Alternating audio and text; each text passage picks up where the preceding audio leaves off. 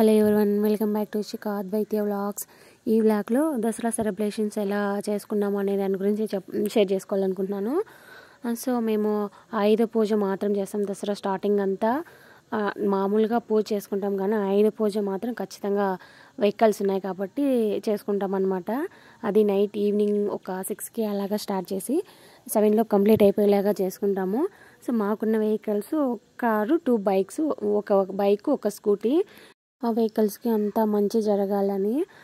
So నాకు ఈ vehicle అంటే చాలా ఇష్టం. కలర్ కాంబినేషన్ చాలా బాగా నచ్చింది అనమాట. కార్ది అలాగే స్కూటీకి ఉన్నాం. లాస్ట్ ఇయర్ దసరాకి సేమ్ దసరా రోజే మా ఇంటికి వచ్చిందనమాట స్కూటీ. ఈ వాళ్ళకి 1 ఇయర్ కంప్లీట్ అయినట్లు స్కూటీ తీసుకొని. అయితే మేమేమి గుడికి వెళ్ళి చేయించుకోలేదు, ఇంట్లోనే సింపుల్గానే చేసుకున్నాం అనమాట. ఇంకా పూలు ఫ్రెష్గా అత్తమ్మ తోటలో నుంచి పెరుకొస్తే మాల కట్టేసి ఇచ్చి ఇంకా బాగా పూజ చేశారు.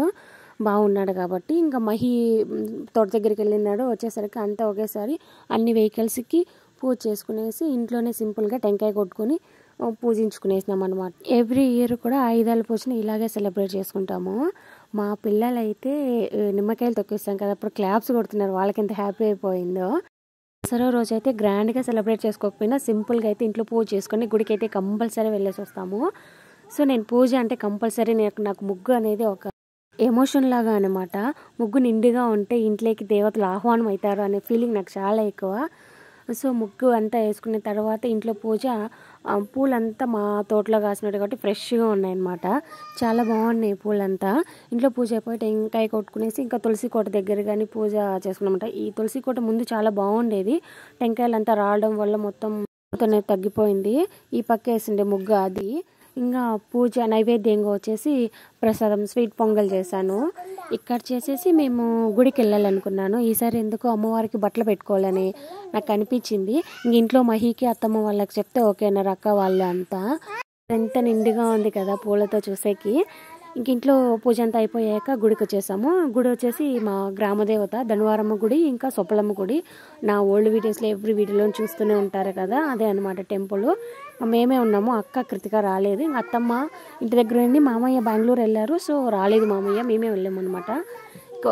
ఒట్టి బట్టలే ఎలా అనేసి కోడిని కోసుకుందామని చెప్పేసరికి నాటుకొని తెప్పించారు. నాకు ఎప్పుడో ఒక చిన్న కోరిక అనమాట, గుడికి వెళ్ళి గుళ్ళో మొత్తం అంతా నేనే చేసుకోవాలా అంటే నా చేతులతోనే అమ్మవారిని పూజించి అట్లా బొట్లు పెట్టేదని చాలా ఇష్టం నాకు. పూజ అయితే కంప్లీట్ అయిపోయింది. కాసేపు గుళ్ళో కూర్చునేసి తర్వాత వచ్చేసామన్నమాట. శారీ వచ్చేసి నాకు మా మైనత్త ప్రజెంట్ చేసిండేది. మామూలుగా అంటారు కదా, ఏదైనా వ్రతం కానీ పూజ కానీ చేసుకున్నప్పుడు హస్బెండ్ బ్లెస్సింగ్స్ తీసుకుంటే ఆ పూజ కంప్లీట్ అవుతుందని. సో మా ఆయన బ్లెస్సింగ్స్ అడగని వెంటనే ఇచ్చేస్తాడు. ఈసారి ఇషికాకి నేను దుర్గామాతలాగా మేకఓవర్ చేయాలనుకున్నాను.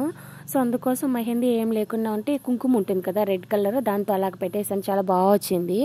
ఈ జ్యువెలరీ అంతా మొత్తం ఆ పాపకి వేసిండే శారీ వచ్చేసి నా చున్నీ 1 సైడ్తో అలాగే పెట్టాను. చాలా బాగా వచ్చింది. అసలు ఫస్ట్ స్టార్టింగ్ బాగుంటుందా ఉండదా అనుకున్నాను.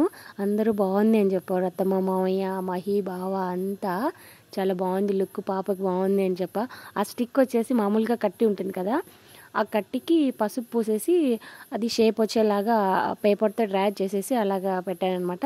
పాప వేసుకున్న పైన కిరీటం లాంటిది వచ్చేసి చిన్న పాపకి చిన్నగా ఉన్నప్పుడు 5 మంత్స్ అలా అన్నప్పుడు మంత్స్ సెలబ్రేట్ చేయాలనే దాంతో మంత్స్ థీమ్ కింద దుర్గామాత థీమ్కి నేనే ఓన్గా చేసుకున్నాను. అది పేపర్తో చాలా బాగా వచ్చింది. ఇంకా జ్యువెలరీ అంతా నావే వేసేసాను. ఎందుకు లక్కీగా ఇషికాకి చెవి కమ్మలు కుట్టించాం కాబట్టి కొంచెం పెట్టేసరికి మంచిగా వచ్చింది లుక్. పాపకి హెయిర్ అంతా సవరం నార్మల్గానే సెట్ అయిపోయింది అనమాట. చాలా బాగా సెట్ అయిపోయింది.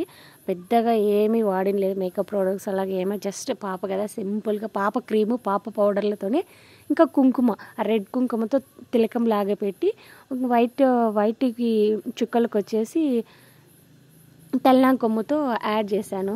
సపరేట్గా ఏమీ తెచ్చింది, ఇంట్లో ఉన్న వాటితోనే అంతా హోమ్మేడ్. చాలా సింపుల్గా మేకఓవర్ అయితే చేసేసాను అనమాట. అలాగా ఫైనల్గా నాకైతే చాలా అంటే చాలా బాగా నచ్చింది ఇషిక అలాగ చూసేకి. ఇంకా అందరూ వచ్చేసి అంతా చాలా బాగుంది, క్యూట్గా ఉంది, భలే సెట్ అయింది నీకు అని చెప్పన్నా. మా అత్తమ్మ అయితే చూసింది, ఫస్ట్లో స్టార్టింగ్లో చూసింది, ఏదో చేస్తానని అనుకునింది. తర్వాత ఫైనల్గా లుక్ చూసిన తర్వాత చాలా బాగుంది అని చాలా హ్యాపీగా ఫీల్ అయిపోయింది అనమాట.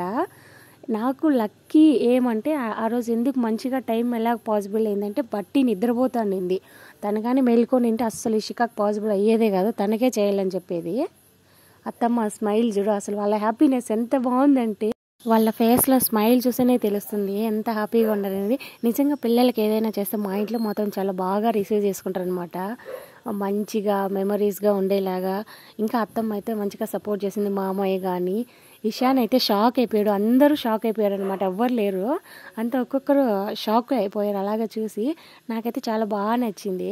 నా సాటిస్ఫాక్షన్ కోసమే నేను పిల్లల్ని అలాగ రెడీ చేస్తానన్నమాట. వాళ్ళు ఎగ్జైట్గా ఫీల్ అవుతారు, అలాగే వాళ్ళు హ్యాపీగా ఉంటారు అనమాట. ఇషిక అయితే నేను చేయించుకుంటాను మమ్మీ, ఓకే మమ్మీ నాకు ఓకే అని చెప్పింది.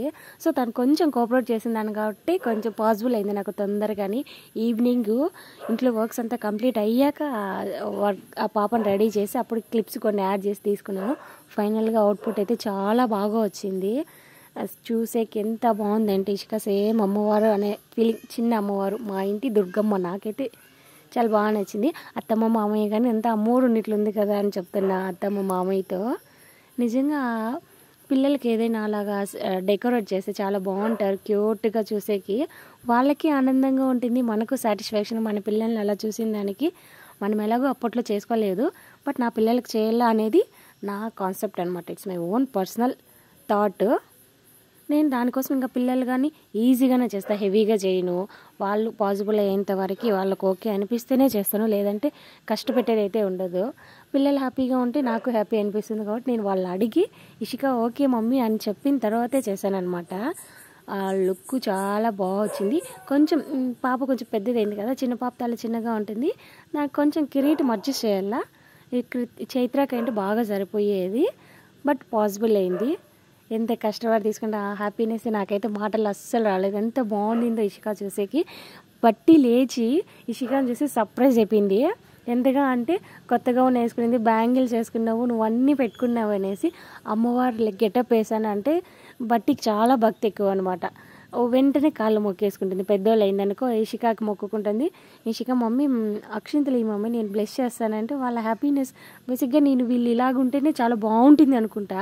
వీళ్ళు ఒక 5 minutes ఏమో కలిసి హ్యాపీగా ఉంటే మిగతా రిమైనింగ్ 23 hours గొడవలాడుతూనే ఉంటారు. వీళ్ళు కొట్లాటలు తీర్చలేకే టైం అంతా సరిపోతుంది. ఫైనల్గా ఏదేమైనా కానీ ఈ దసరాకి మాత్రం ఇషికాకి చాలా రోజుల నుంచి అనుకున్నాను, ఎప్పుడు పాసిబుల్ అవ్వలేదు, బట్ ఇప్పటికి మాత్రం అనుకున్న వెంటనే జరిగిపోయింది. నాకు ఫుల్ హ్యాపీ. ఇంకా సో లేట్ అయిపోయింది, ఇషిక తీసేద్దామంటే వాళ్ళ డాడీ వచ్చేంత వరకు ఉండి వాళ్ళ డాడీకి చూపించిన తర్వాతే మళ్ళీ ఓకే చెప్పింది. మాట్లాడను మొత్తం నీట్గా డ్రెస్ అంతా చేంజ్ చేసుకునేసింది. ఇవంతా ఉన్ని మమ్మీ అని చెప్పా, బ్యాంగిల్స్ గుచ్చుకుంటాయి నాన్న అంటే తీసేసింది అనమాట. సో ఈ ఇయర్ దసరా ఇలా సెలబ్రేట్ చేసుకున్నాం.